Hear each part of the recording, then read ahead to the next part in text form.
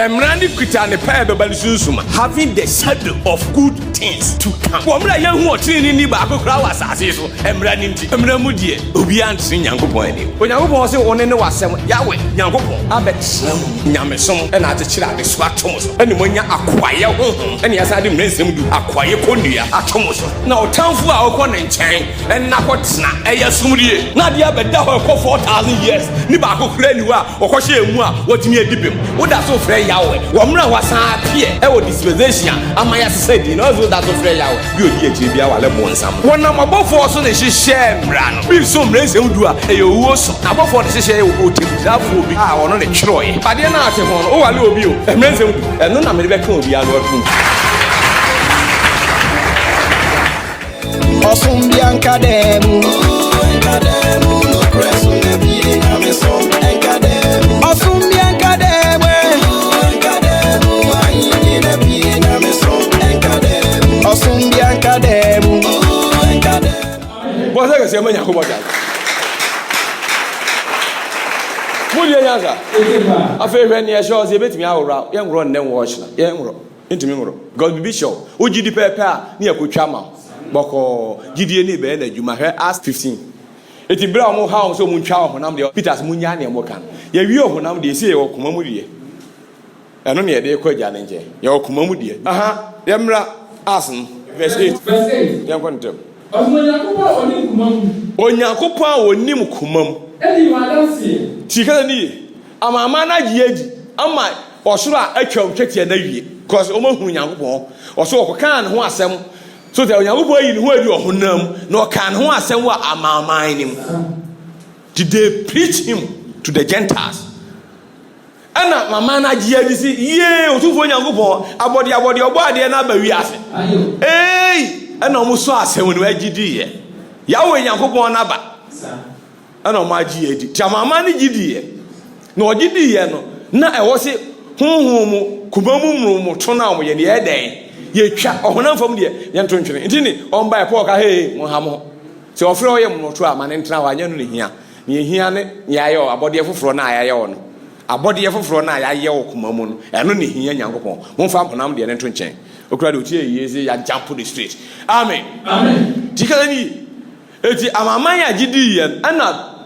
bra ka se on ko twa honam de ensan pisu no o mo hia he mo fa ntontwene kura ye ko he wi anase ye tena ye ko heaven ene ye di kan ye amaman na wi onyankopon oni mu akoma mu no aye omden onyankopon oni mu no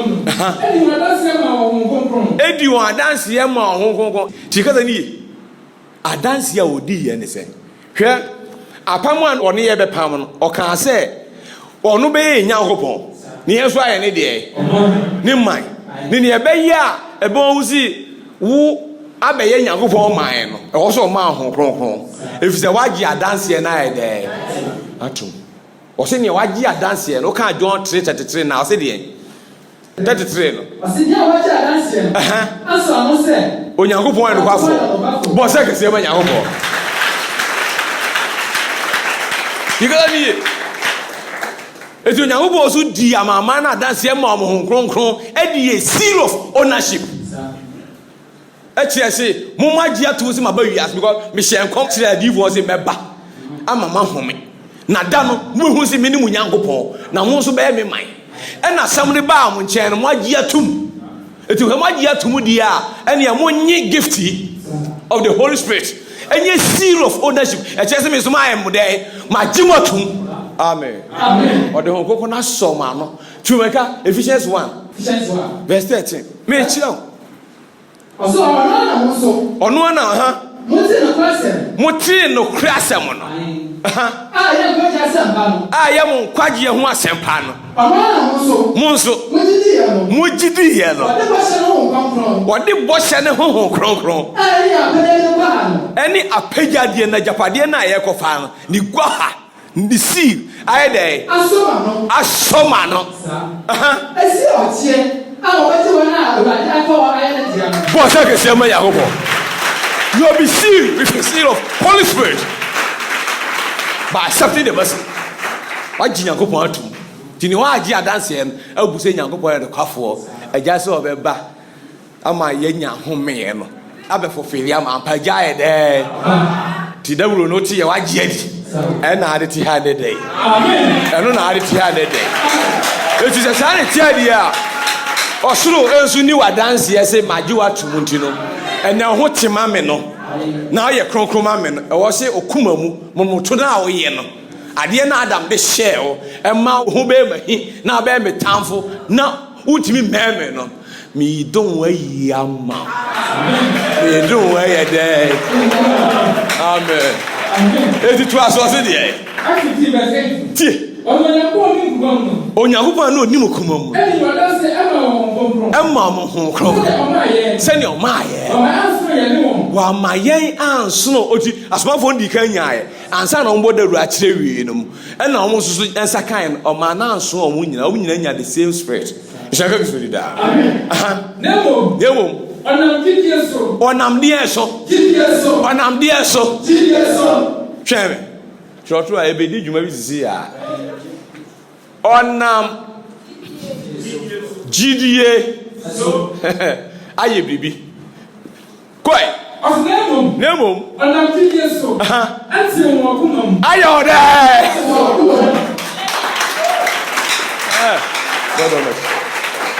wɔnam gidie so ati wɔn akoma mu ewurade nyankopɔn hwɛ Proverbs 29 eti ne no ɛne ɔkwan yɛ bɛfa so aworɔ w'ataadeɛ no enti na ɔmo nyinaa nam gidie so de kɔɔyɛ no hɛ wɔn nsa nka eti ɔbaa yɛ ɔmo yɛ tobe hɛ monkɔ pere gidie ɛde ama ahotefoɔ no mo ntena ha nyɛ tobe ne mmerɛ nsɛm do mo nya yɛwie ho adwuma monkɔ pere na mo nya kwan mi ntwa mo twɛtia no mo ntimi nkɔ na ne mote hɔ deɛ ɛnoa ne yɛwiridia mote ho sɛ yɛ yehu mu da biara adekyi biara onyankopɔn hwɛ memeda ni biara ne mmerɛ nsɛm do ni biara ohu si wɔ kɔgye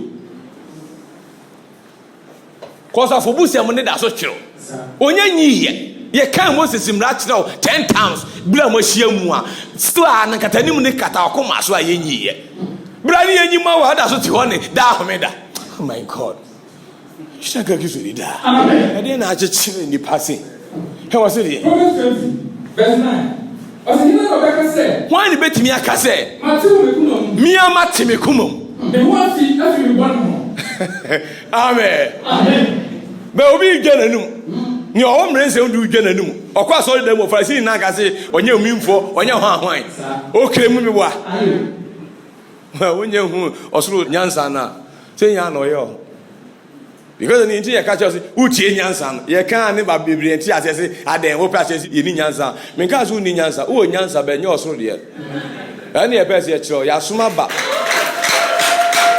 tie ka ne twɛn ba me kyerɛ mu asam ne kɔ akyiri na wɔn debate wɔ ho wɔn adwe ho akyɛ bebree na ntimi nka ma me kyerɛ oni nti a me kasa kasa Bible say oka 1 Corinthians 1:21 na wɔ se wiase amfa nyansa ne so ɛnhu ɔno Nyankopɔn wɔamfa ɔmo nyansa ɔmo wɔ ne so sɛ ɛno yɛ biribi a anka bi hu Nyankopɔn na mmom yɛn nam ɔsoro deɛ ne so wɔse nyansa ɔde sie yɛ ansa na wɔhyɛ wiase ase sɛ ka wiase hu yɛ a anka ɔma amɔ na ɛsɛ nuam anka ɔbaeɛ na ɔma ankofa na ankɔdua so awurade na ankɔdua so na yɛn na ɔde adom yɛn so te aseɛ ɛsɛ yɛmfa nyi ne nkyerɛ mu amen nyansa a yɛnam so hu Nyankopɔn ɛnti wɔ se awurade asɛm no wapo ne nyansa bɛɛ na bɛɛ nti awurade asɛm ɛno ne nyansa ɛnti bika se tie awurade asɛm a na metwa ne short yɛ se tie nyansa a mekyerɛ wɔ se tie awurade asɛm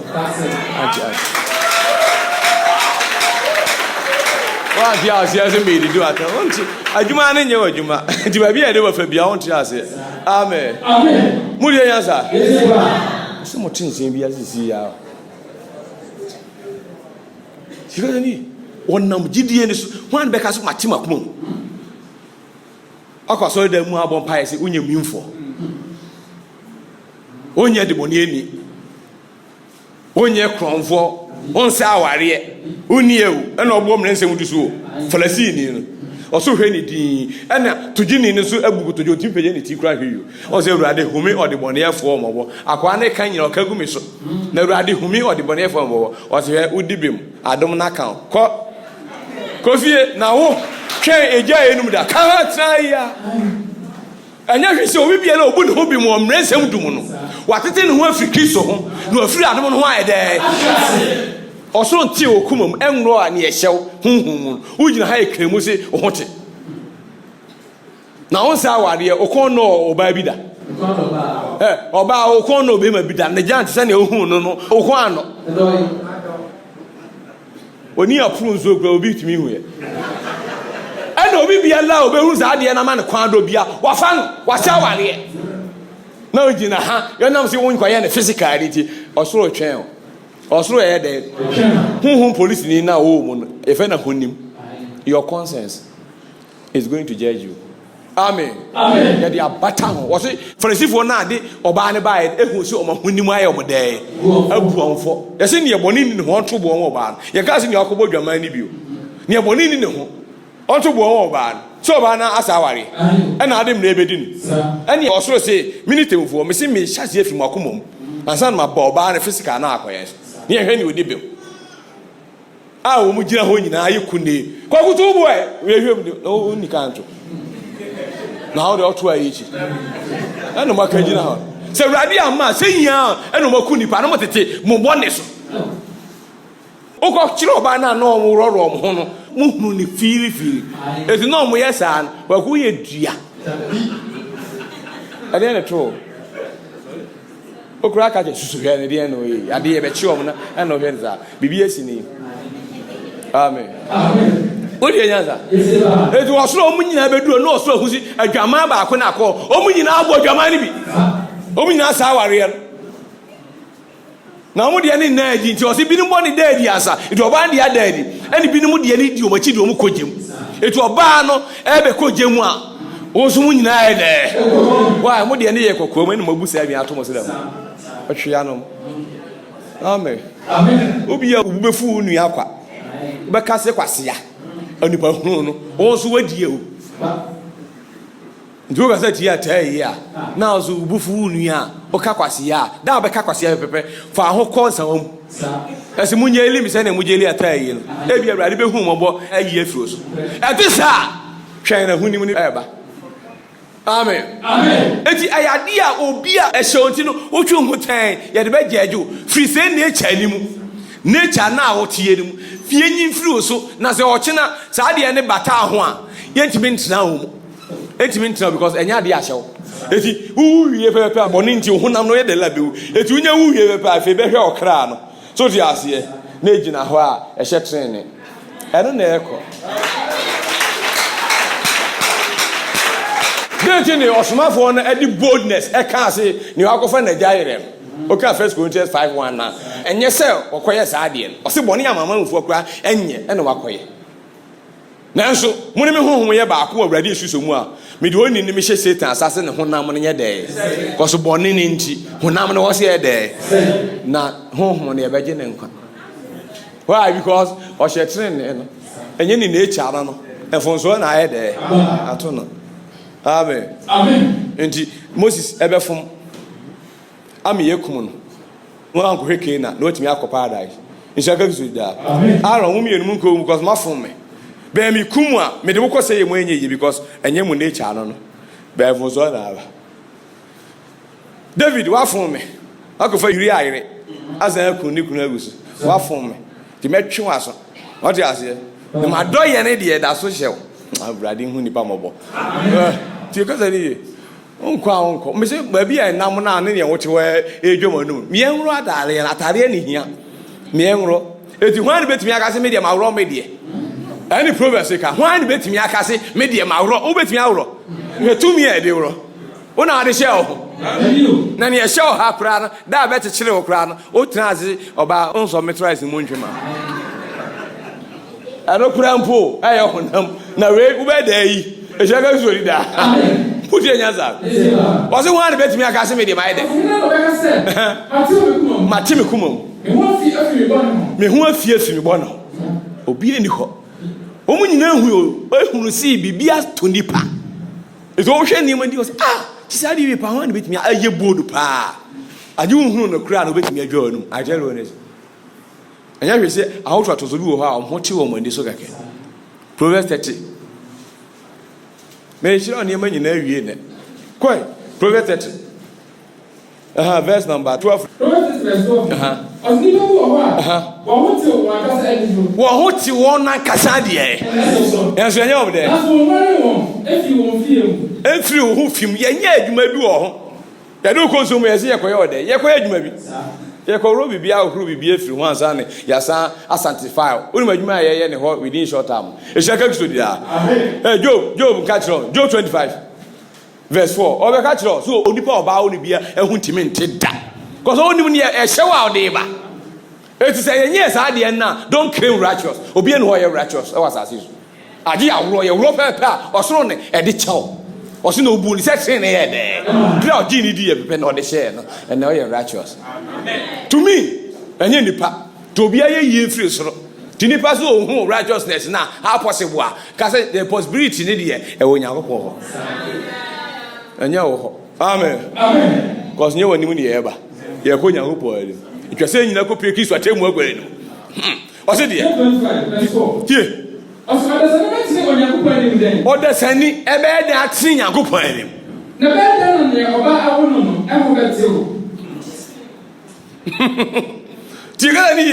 a bed than your bow on a whole bed there. I didn't go where Casa because of who's in your bow, be a shady. Ah, ye feet. It will their lie on went to me rock. Into the other la, won't you make us want to that? To draw no honum for more near chill or you for a hotty or honum for. Or by yes, I'll catch you. I'm writing to you on yes, on yes, on yes.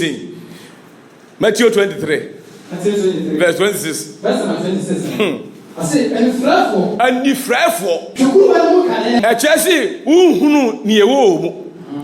Chikru and idiot, and you fret for Chikru and Nimu. And you honey did so. And you honey, I didn't hear my be a bear no money. And the penny in a honey becker. She crew and Mukai. Answer the children's right there. Because he, as you got to or be a trying to chet yarn a kumum near the Fufrona Manon. What do you say? Sam raised him to do this win in a it's not say, or be a kita or don't know dimness who didn't swear. Why? Because or no, or dog wouldn't be crowd me boa. You are ready. Who need be now, maybe boa, and Miss Abbey. It means to me you are the cozy around the baby. Cause me crowd me boa of the odor and a yo.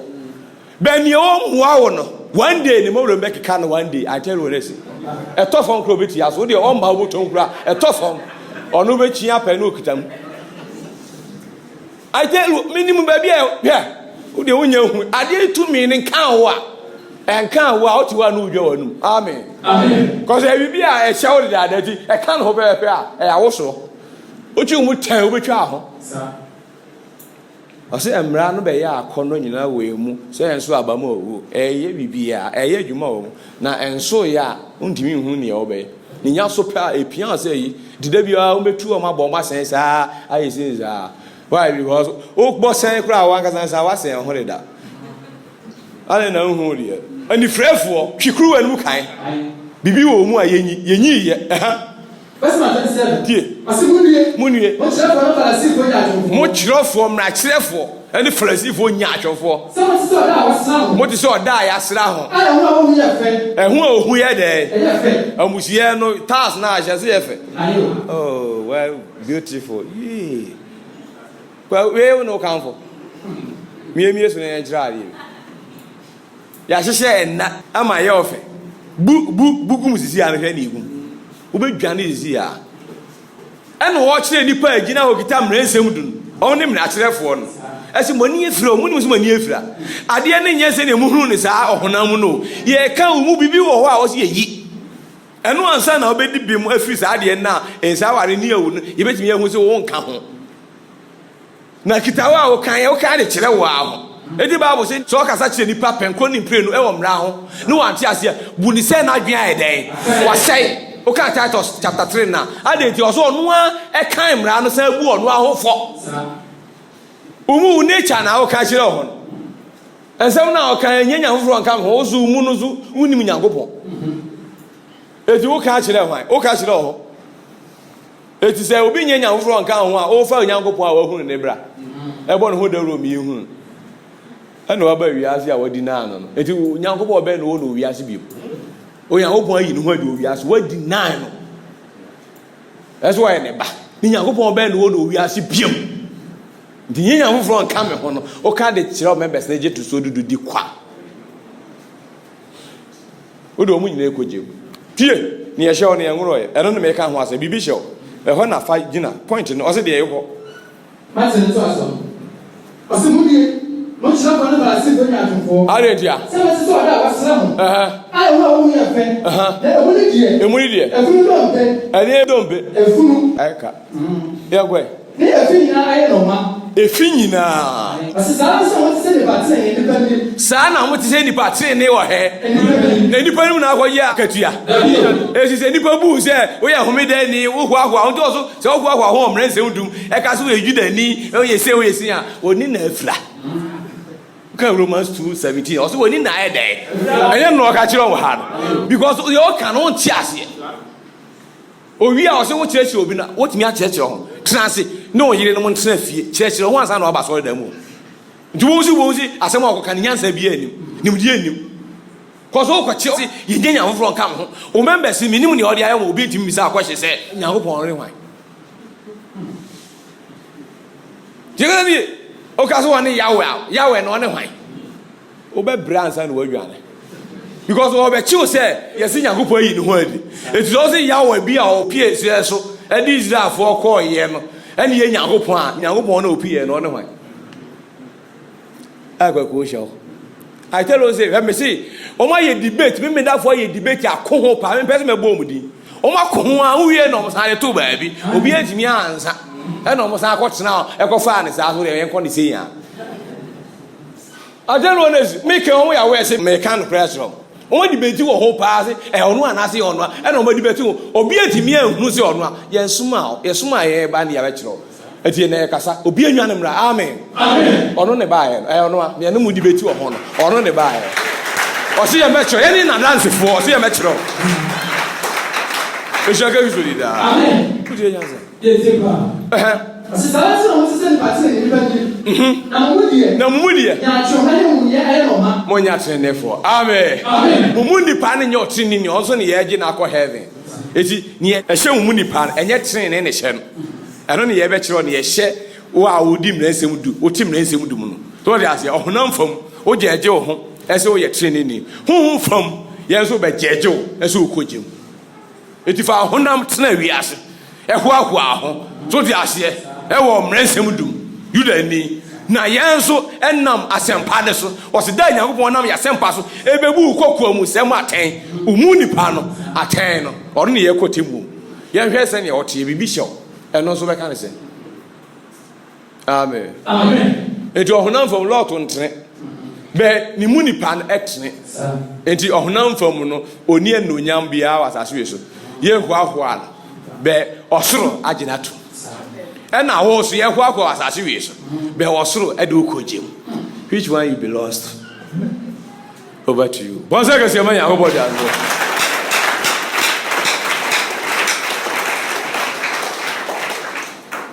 onipa ɔbaa wɔ no ɔbɛɛ dan akyere Nyankopɔn anim na hɔ a ne bɛtumi aka sɛ medeɛ mekoma mu mate makoma mu meama te makoma wɔ mmerɛ a wɔnam gyidie so ne yɛɛ wɔn dɛɛ nti ɔno ne tee wɔ mkoma mu na ɔno aso ne ma wɔn gyidie no ɛde tee wɔ mkoma mu kɔ ne twa tia twa no ɔsɛ ɔno pɛ ne twa ɛyɛ honhom mu na ɔno twa sɛ twa tia no obiara ntumi ntwa ɛti sɛ ɔno anyɛ a wotumi nyɛ ɛne adeɛ a ɔde ɛyɛ ne sɛ ade wo hunu no agye ne tu so ɔno ne wɔ Nyankopɔn ɛberɛ a wayi ne ho adi na wonya agye ne pɛpɛ a no wayɛ ma nice amen na wasan ma ahonkronkron asan de apii so ɛde ayɛ adanseɛ sɛ magye wo woyɛ media nhyira ka kiso di daa na nɛ ɔho te ma me kɔso ho nte a ade kronkron ntimi mɛtena wo mu yikasɛ ni modie nyansa eti afei yɛntie ɔba Isaiah 35 verse 8 hwɛ ɛkwan na obɛbie hwɛ so obi a ne ho nte betumi afa so a obi a ne ho nte bi ɛmfa so obɛbie kwan na mea kɔ ɔmo a wɔagye wɔn pɛ ne bɛfa so obi a ne ho nte mfa so ne yɛhwɛ ɔmo a wɔn ho te no kɔ Isaiah 35 verse 8 ɔsɔ tempɔn ɛne ɔkwan bɛda hɔ ɔtempoɔ ne ɔkwan bɛyɛ dɛ ɛbɛda hɔ na yɛbɛfrɛ no ɔkwan deɛ kronkron kɔe nea ne ho nte a yɛdɛn ɔtempɔn ne ɔkwan bɛda hɔ a yɛde bɛkɔ ne nkyɛn na nea ne ho nte nyɛ dɛn saa to aso ansa na bɛkyerɛ wɔ asɛm bi kɔe kɔ atetekwaa mpo yɛ dɛn kɔe gyata biara nyɛ dɛn yɛmpɛ werɛwerɛaboa biara wɔ hɔ ɛmma kwan ne so kɔe ɔhu bi wɔ hɔ ne nyinaa nipa ho asɛm na ɔka gyata ne werɛaboa no nyinaa nipa ne ɛwɔ nipa mu ne ɛwɔ nipa ne ɛkyɛ mu nti na ɔka sɛ nhurutu ama ɔhu bi ɔse nhurutu ama awɔmma nkraman ne nyinaa yɛ ne ɛwɔ nipa mu nyɛ atem didie ɔde asɛ hyɛbrɛ da ne ebinom de akɔyɛ biribi ɛwɔ hɔ to ɔkyerɛ sɛ ɛbere ne so deɛ a neɛ ne ho nte because yɛbɛyɛ adwuma bi wɔ mo koma mu mu ama mo abɛyɛ Nyankopɔn dea ɛwɔ n'ahoteɛ mu ɛno ansa na mobɛ yɛnyɛ yi a wobɛfa so bi a ɛda so yɛ gyata anaa nwurawura aboa bi a anaa wɔwɔ yɛ ma mɛfa so bi the heaven gate na yɛbie no wontumi ewura mu agye yɛ adwuma bi nti no onyi asubɔ a ɛwɔ so yɛ ntɛtɛ nti saa ɔboa kɔsi wogye asubɔ na yɛhyɛ atale bi ansa na waba yɛyɛ kronkron ansa na wawura mu todo kronkron ɛna ɛba nhyɛka bi so yi daa kɔsi wokɔ kronkron bia kɔ ɔsi deɛ ohun bi wɔ hɔ wɔn a wayɛ wɔn dɛ wagye wɔn ɛna bɛfa so bɔ sɛ kɛse ma Nyankopɔn be Acts 26 verse 18 twɛn mi nhyɛka bi so di daa hyɛse firi 17 no twɛn mi ansa kɔ Matthew yɛn kɔ wɔn bepɔ ne so mmira ɔka asɛm bi wɔ hɔ nhyira asɛm bi yɛn hwɛ wɔn a wɔbɛhyira wɔn sɛ ɔkoma mu nti a nhyira bi wɔn nsa bɛka bia amen na ɔbɛyɛ dan ate onipa ɔbaa wɔ no ɔbɛyɛ dan ate ne ho ɔbɛyɛ dan ama ne ho ate so ti ase ɛne kwan ne de yɛ biribi atɔ na ɛho nte so ayɛ ma anyɛ dɛɛ ɛne ɔsɛ ho ara ne bɛtumi aka sɛ me deɛ mate me kuma mu na me ho afiri bɔ nim ne kyerɛ sɛ kia ne ken no agye yɛyɛ biribi ma wɔ ansa nneɛma no nyinaa bɔ woyɛ dɛn ma adeɛ kye ɛmfa nhyira ga bi so dedaa turamika Matthew 5 yɛnkɔ yɛti ne yɛntam yɛpɛntam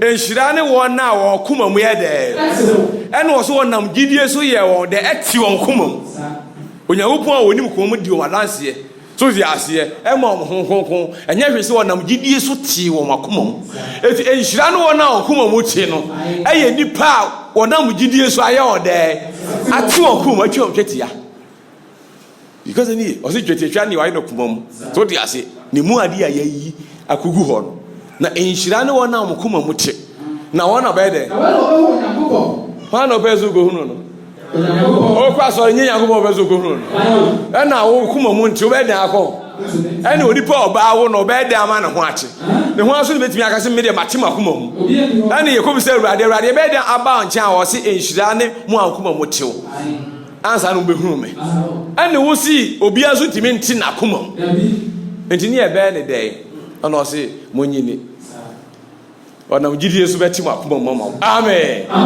eti wɔn a gyidi yɛ no ɔte wɔn akoma mu nhyɛka bi so dedaa Acts 15 ne san kan bio Acts 15 9 no yɛkɔ ntɛm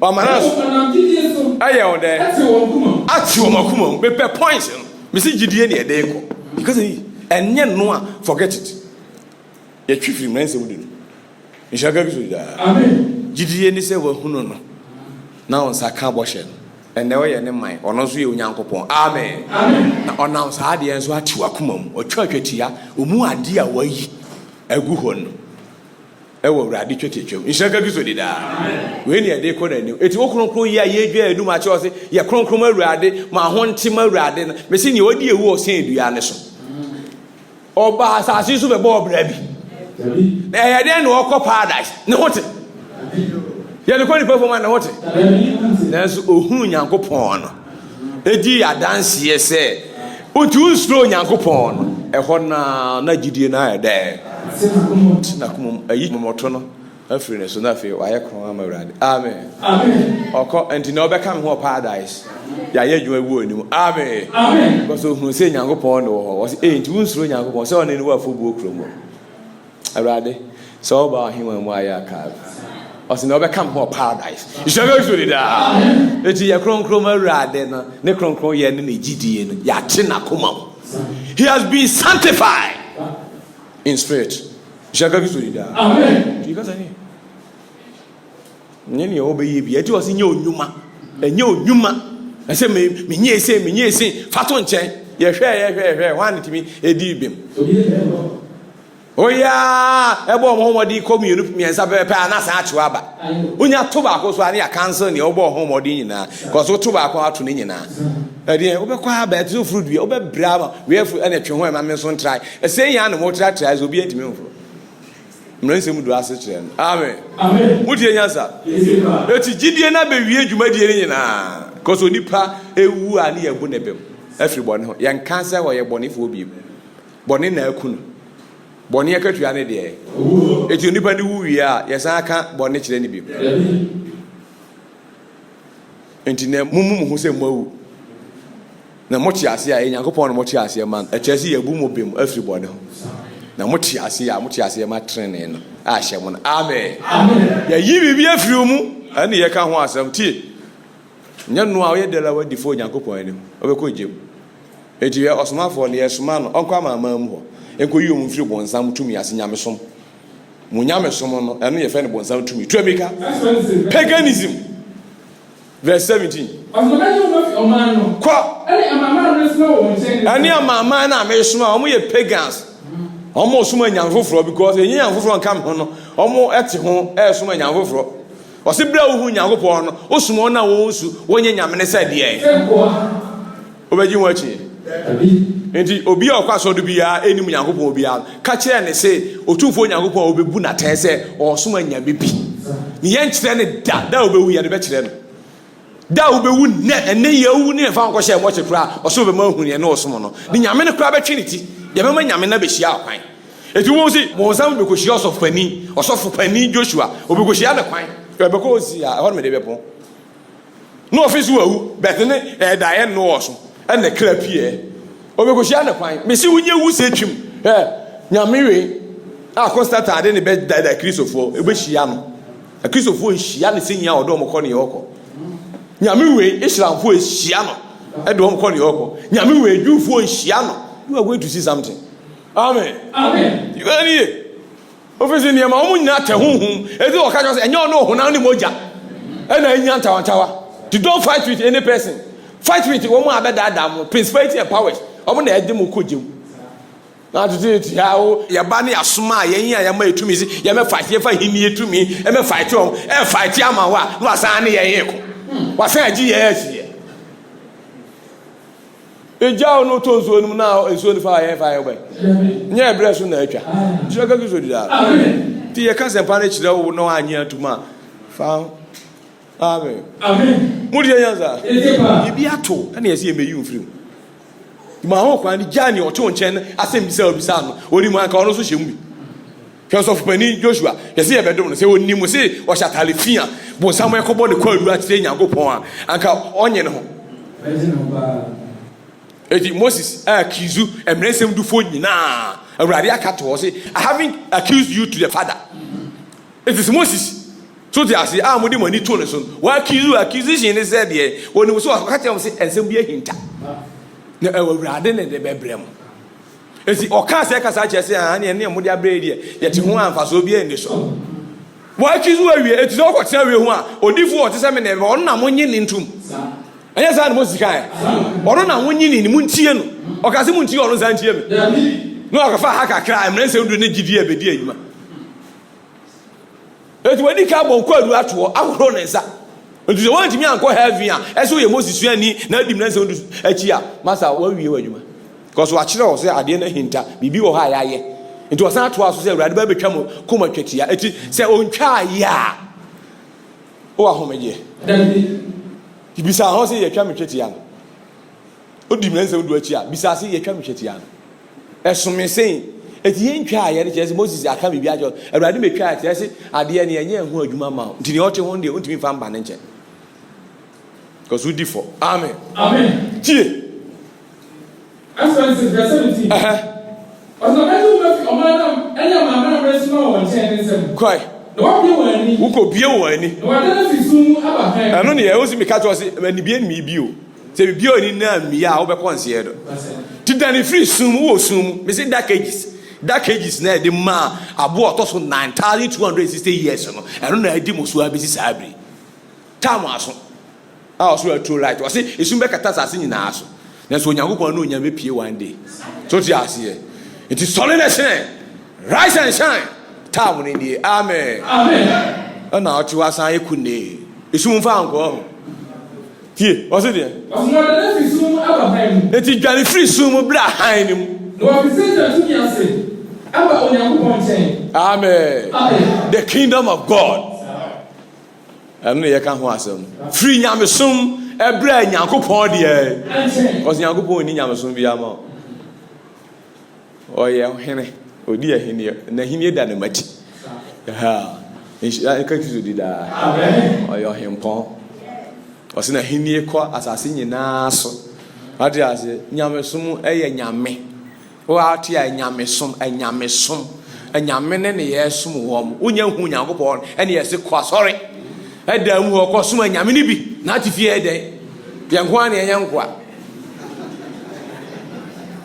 And Okobi, I don't do hey. More a brass will be a young messing call, young point, messing call. And he announced what you're the Hindian number messing call, we know the brave will say, more here Hindi, the Hivani can't go shame with Yamason. To messing quadrant, I guess I crow. Where's your side you watch here? Yeah, ready when the mamma. Amen.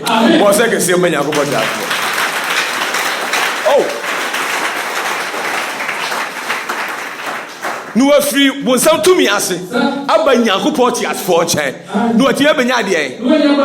It won't some Ramunya one for free da. Because Mobro Nimro. It was Women of Bibiala or Gidin in your body for free. Okay, ask 13 verse 38 now. Was Remuna will be Allah, Christo Nimu, and will be Allah or didn't any one for free. Never say, Nimuna, Akumamu Motono, ye cha, ye yisa boneno, I, Atalia Sean, a free home. Now, far hoodie. Shakaki to the Amen. Into one ma, or sit up on for free, I'll be on your fan chair. Because we'll be for most in Rai, Cotimu, where the labby coon. Now, you say, you're more than your bonus lesson. Difference, your bum. Instant justice no osoro atwam apata ne ba nyina e de akwawe etini da Samaria fo anyene na asuafo ka so me yenye ne Elijah aye ni bi se o ma eja be hye wo so da bi ebriwe yenye saade onim ho nko a oye adwuma saade tibriwe yenye saade because ya ma mese ade ne mo ye ba beje ti ya mese se ye de twen da bi etu to emra ba ko pe e wo homeda mu anase emra se du mu a enye wadwe se ye ko wodi ni nyina ho fo aye de e twen o eti oti ha etwen eja obekom oti ase etwen eja ese nwane wode onim ne emrense ndo aye nipa amanfo eti se adom aba mika umtu ye dan nipa 3000 eni dwane kwaje onko asofo adwane hwe asofo adwane ye asofo totom mrense mdu enyina atotwene ye petro mika asis aso nyankopon asam ne koso nyankopon asam ne ye de koso na jafari do pi Jerusalem asofo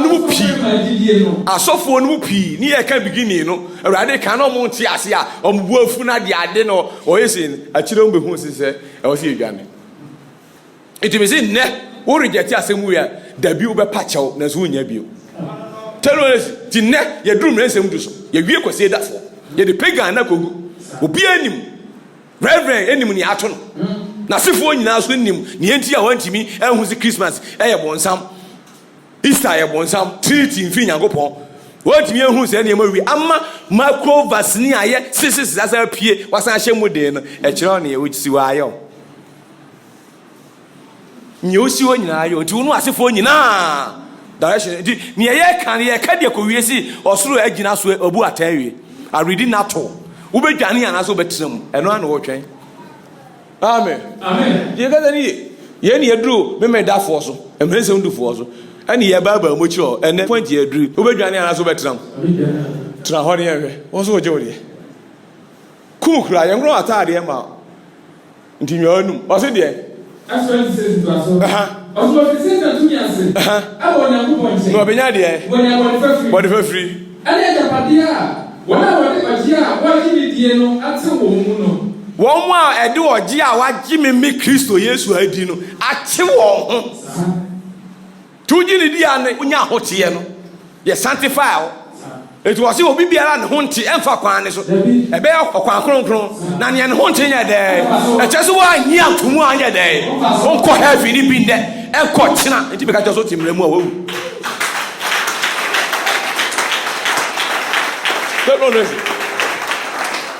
meka kyɛ sɛ asɛm bi a mɛka a menya nkyerɛ mu biaa wobɛte n'akyire ɛti ɛmpere wo ho meduru hɔ pɛ a wobɛka ano atom ka kyerɛ sɛ wotimmerɛ mu a yɛwie wo ho adwuma yɛ a yɛpake mo kɔ gye mu saa pake obiaa ɛnwu hwɛ wɔ obiaa anim already wote nsamanfo asafo obi afi nimdeɛ nhyira ka kisɛ didaa wonim nyankopɔn ɛna wɔwu wonim nyankopɔn owiase ɛna wɔwu w'ani da so wɔn wonni hwee after this life amen eternity is ahead of you nea wokɔ yɛ awerɛhoɔ nko a nhyira ka kisɛ didaa ɔsoro ehu mmɔbɔ wansɛe yɛ nyinaa ɛde adom abɛdom nkyirima abɛto asɛmpa no abɛto ɛnyi akyinyie bi a hwɛ wo nna koraa aka yɛ sɛn ɛnɛ hwɛ ne yɛsi wɔ wiase na anyinyɛn ɔsoro ɛtwɛn adeɛ bi a wɔn de aka ho ahyɛ mu den kɛkɛ na afei wɔgya igya no agu mu so wɔn yɛn dɛ esum bɛduru wiase nyinaa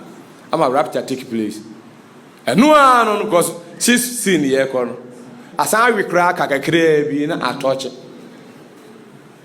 atɔkye a nkɔsɔkɔfoɔ na mini ɔma mini so deɛ ɔsoro so ayɛ ready nti yɛbɛbɔ mpo ne mpo nhyira ka kristo didaa we are going to crash down nti ɛmfa nni agɔ adwuma no a yɛyɛ no ɔni bi anim sɛ nkurɔfoɔ yi aba for purpose bɛwo hu ne saa da kɔsɛ nkita atu nkita gyan na ne yɛwɔ yɛ honhom mu no akode yɛkita yɛ no ɔyɛ den sɛ afasuo bi a yɛdwira agu ɛdeɛ na ɛdi dwi Jericho afasuo nyɛ nnwontoɔ yɛkata ne ye eti forget about ne yɛwɔ wiase na mmehyi yɛsɛ third world war yɛwi ni in advance ɔsoro awi ni the kingdom of God has overcome yɛwi the battle of Armageddon ɛna ekita yɛn yɛwi ni ɔbɔnsam pɔmpɛo yɛwi ni Apollyon ne hwan ne enumdwa ne modwa mo yɛ awɔ ɛsi yɛwi ni the kingdom of God ɛna awi ni nhyɛka kristo didaa mo di enyansa ɛno nti ne yɛn pɛ sɛ wo member bia be loose ama anything yɛkasa ne ye aka nyankopɔn ano onyam ato fam daabi yɛwi ni awie ɔsoro adi nkonim amen saa bɔ ɔsɛ kɛsɛ ma yɛawo o di enyansa nti wɔnam gyidie so ɛɛte wɔ koma mu ɛɛgye saa adeɛ no afiri wɔ mu ɔsɔfopani Joshua yɛnwie ne ho adwuma meme Daniel ne yɛnwie ɔmo ho asɛm na yɛka nti papa yɛ gyaa no kɔ ɛnyɛ yie sɛ ɔgye akyinyɛ yɛka no ntam a na ɔmɔka na ɔgye akyinyɛ Zakaria yɛka nyina na ɔgye akyinyɛ Joshua yɛhwɛ ne ato tie ɔyɛ ne dɛ wowɔ mmerɛ mu anka ɛbɛdom tikani Bible so obi bi obu ne ho bom nam no watete ne ho afiri ɔdom no ho ayɛ dɛ nti ɔsɔpani ɛbɛdom ɔde afiri mmerɛ anim nti yɛbɛyi na afiri mu sisi a ɔsɛ deɛ adom no ogyina Awurade bɔfoɔ n'anim na Satan ayɛ dɛ ɔkɔpɛ deɛ wɔ hɔ aha no sɛ twɛn na ade ewu wie kan ni gu so sɛ ɔso so da yɛ ohu baabi a ɔkɔ yɛde nneɛma bɛhinta wo nhyira ka kristo didaa ɔnto sɛ da wobɛkɔ a woma biom da no ne yɛbɛma hunu neɛ ne ɔsom no nti yɛ secret object of mass what nhyira ka kristo didaa wɔsom biribi object bi a wonnim but yɛde ahyɛ wɔ adwuma sɛ yɛsom Nyankopɔn ɛna yɛnyi Nyankopɔn nkyerɛ wo yɛma wohu Nyankopɔn no yɛato no atwene ɛne yɛka kyerɛ sɛ we are worshiping the living God. Who is he? No. Ono so aba wiase yesi nya ono a eti who again? Who again? Nyankopɔn yi no do honam wo se nya ono ana Nyankopɔn be na wo som no no nkrofo ase mo som no no. What was that? Yeah, Kako, ye point ya wall, but you some who say, well, default crown at all. What's it there? I said, our man was a very Joshua. So I tell you about him. You know, we are looking for it. Say, Jennifer. So, bro, for instance, accused. Yeah, can bro for now, radius so, a can John 5:46. Can say, Ninty or Cassie, I am a can say, and yet, Musu 70 moon check, Yano, one to Zakasasi, bro, for instance. John 5:46. Would you win him? O free slow class, and a year above 4 them. O free slow, and a year above 4 them. As in, there were 2 years and not 2 for 9 day. Out to Formua. Or bone could do a man, Maza. Now, oh, Nipa. Oh, when they are telling this one, till the years I go to the da. Well, more could do not you. Brother, there. John 5:46. For had you believed Moses, you would have believed me. Accuser. Why? You would have believed me, for he wrote of me. Can 45 rounds. Verse 45. Do not think that I will accuse you to the Father. Do not think that I am going to accuse you to the Father.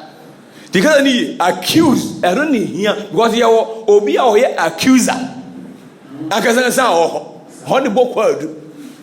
Told you as here. Now you're the book word. You find because you for. What the be in town. Yabo kwa do oni mu ne ehyew a ye nwro ye da be wro bia o we kire o se ubi e be wro de e be hye otene bia ne bu be fu o wi ase onti o da o na otimi na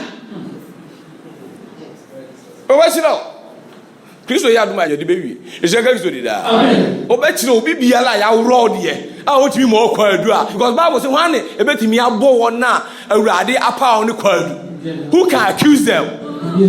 Obi ntimi kwa because ye ye bibi e bibi ahye odi dey na odi ko bodo kwadu wa ye dey ene ye hwe na dey ne hye no so wa ye dey e na dey ne hye no dey ne hye no enti ne o ye enkan hu ye twem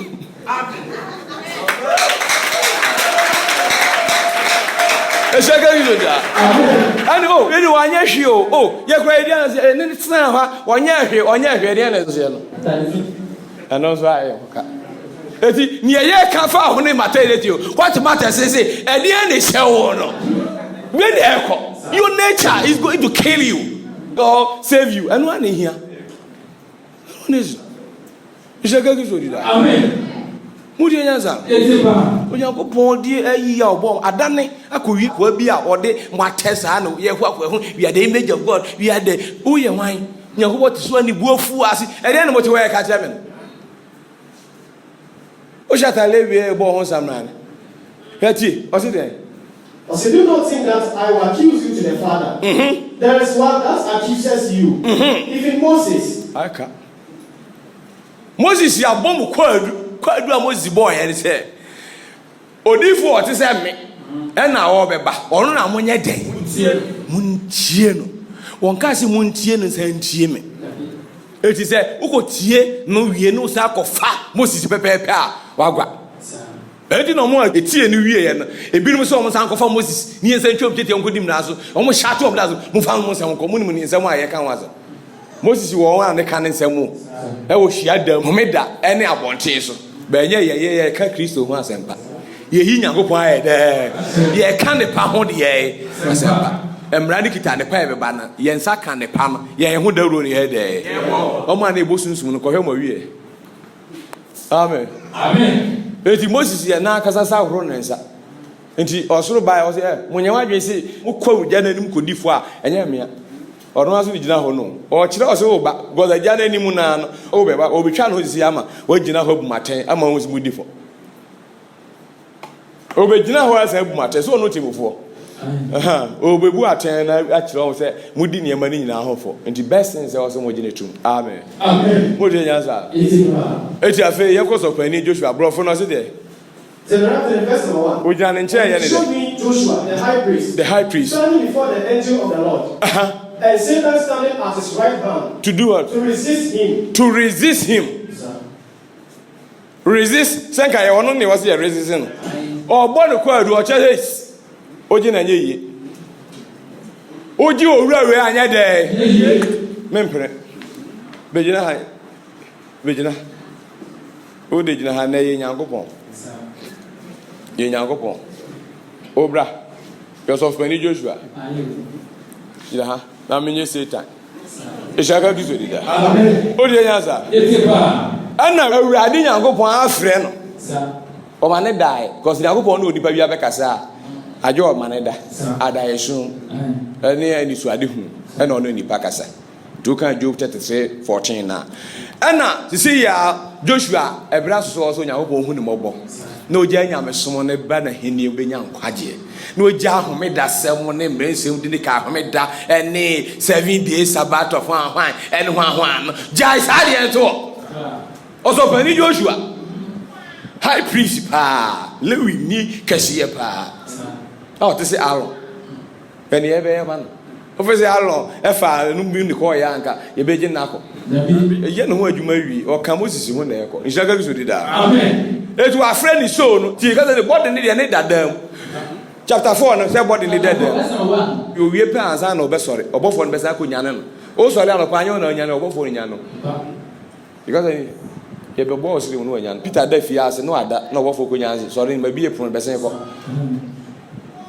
Omo ya wenfo awen. O say there Chapter 4 verse 1.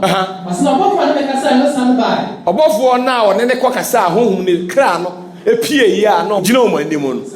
Esan ba ba bi a oda. Masina obanyane ne se onipa wanya na fi ne nayo. Eti no so da e obanyane no se onipa wanya na fi ne ye. No bo puti ne. E fa na me ko yi. Ishaka bi so di da. Amen. Se ni gidi asaw ne ba ye o. E twe o kra ne ko. Awurade anim ne ya ye adwuma no. No ahye se ne waje adi eti opamu kapa yemfa nkonso ne yenkoye yuma amen eti na madwo kra wo se yadu konso yekọ rade ye bi afiri ho no ye free nshaka gizo di da amen ko gidie ne anya twawie di a wo se yekọ yi free ho dan wayo a ne di ade ne sa sie ye nyi ntontwire ye sa sie etu se twetwetwa na ye ntontwire ye wo fom sa ye di ahye ho tell ne se anya yize amen eti Joshua pie obegina ho no Satan maba ana me chance ba bia okono ko Nyankopon anim me so meti ase ho me si Joshua ne nasefo ne members di obia ne kakra cause omo edi ka wu fa na ase nyina no maje o ma hye boko eti onu se ne opemu ne ebewudi a cause okra pia na adwo a body nada eti se ya anche so onwu ya da no ada ohun difference.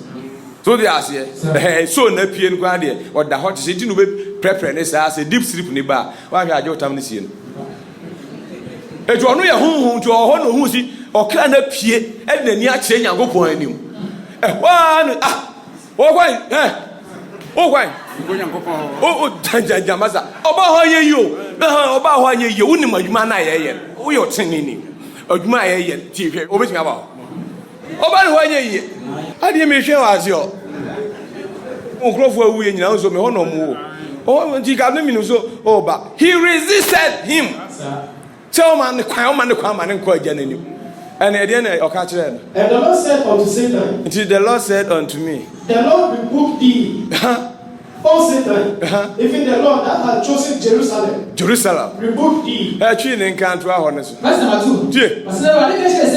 Awurade ka kyerɛ Satan sɛ Awurade twi anim Satan Awurade a wapao Jerusalem Satan no ɔgye wɔm nkakra ɔsɛ Onyankopɔn ɔboa Israel mpanifo ano ɛsɛ mɛkɔ so aboa nipa no mede wɔakɔka wo ho ɛti na aduru Joshua so a wobɛyi na fi nyamesom ɔtena mu wu pɛpɛpɛ ɔbɛkɔ gyem ɛne yɛka kyɛ say no to religion wode tena sɔre da mu o yɛbɛwura atare na tumi a ɛwura atare wone baabi agyina ɛhyɛka bi sori daa hwɛ baabi yɛde no akɔ wɔfiri asɔre da mu hɔ na ɛde ne ɛkɔ awie ayɛnta akyirɛ akɔda ka wobɛte paa bonsam na ɛtwɛn hɔ ɛhyɛka bi sori daa ɛti ɛberɛ so sɛ Awurade gye no ɛna wafrɛ no ɛna mede minim so wawu a ɔfa ne kra akɔ ne nkyɛn ɛna me sɛ no wontimi mfa wee nkɔ because madwuma a meyɛ ne sɛ obi a ɔhyɛ ataleɛ wee bibia memfa ne nkɔsi atemmuo na afa me kɔ gyem te sɛ yɛ ɔnworɔ ɔyɛ mahu so wɔ ɔba wɔ anim Awurade ɛdeɛ na asesa ɛna ɔsika no tum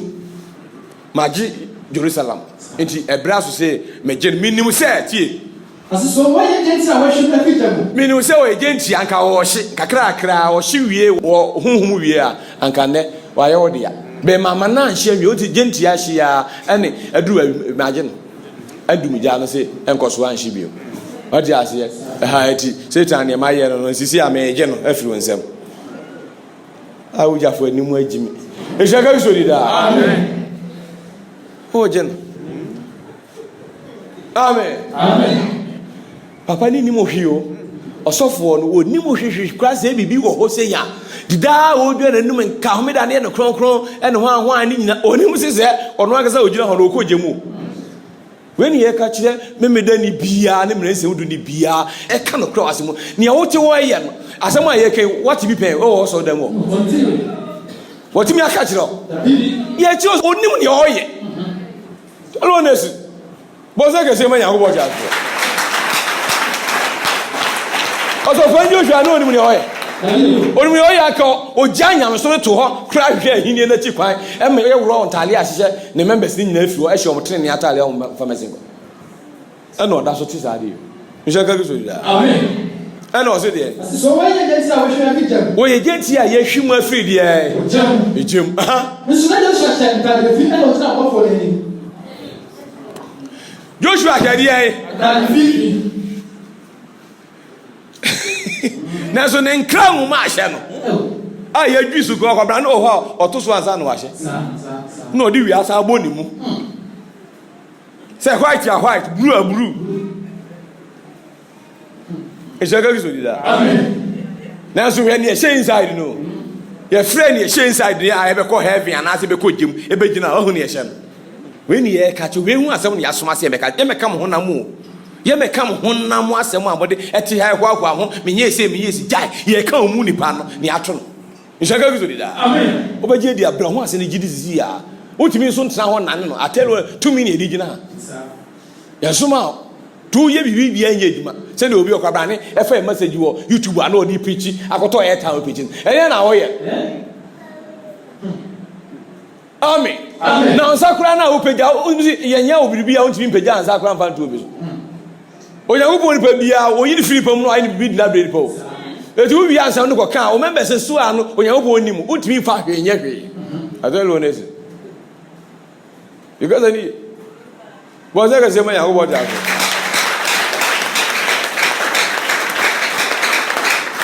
asuma fo na mu ebra ba so sa wo so bebo din bi ye bo Yesu aporo kan ho asem ni din gu so e de ne to wo ahomoni ni bu fu ye o so ye ni Paul no etu so no na e kase ya nkasa ene enimu Yesu Kristo na obo ni din no o mienu no o ye ne somafo ene Yesu Kristo ni ye nyankopon na o ne hefo ene o so ye no bu mu so afi o mo de kwatekwa na edwan because ani enyina ho no ahwe ya asem a beto no eso amen Amen. waje dia asofo bebre eba reverend fo bebre aba evangelist aba o so bra bi no members nyina ye nyina anko amen Amen. mo se kese ma ya go tiafo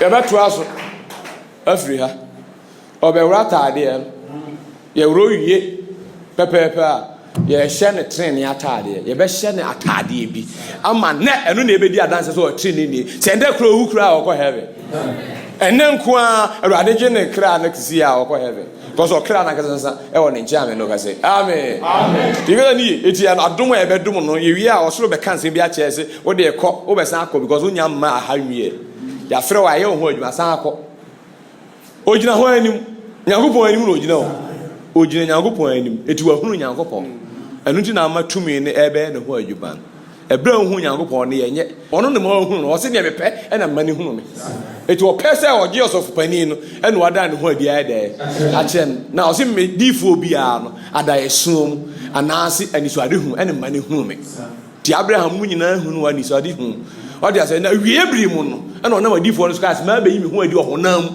prekope ni atwura to na fi masoma me abesem amen Amen. enti onyankopon yi ni ho adi o honam amen oji di pe na adom Joshua no na eye ho adwuma bon se kese onyankopon da